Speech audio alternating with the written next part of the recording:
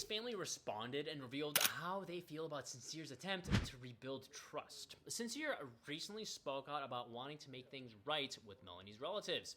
He said he wants to show up at their house and spend real time together to prove his intentions are genuine. On the surface, it looks like he's doing the right thing, actually putting in effort instead of just talking. But it looks like the plan isn't going as smoothly as he'd hoped. One source said Melanie's family members are not fans of Sincere. They think that Melanie can do much better, and they view him as a walking red flag. They won't be won over that easily. Honestly, I get why they're being protective. Some of his actions, both in the villa and outside of it, have raised real questions. I'm skeptical because he's known for being good at saying exactly what people want to hear, and his family clearly wants to see consistency over time before they trust any of it.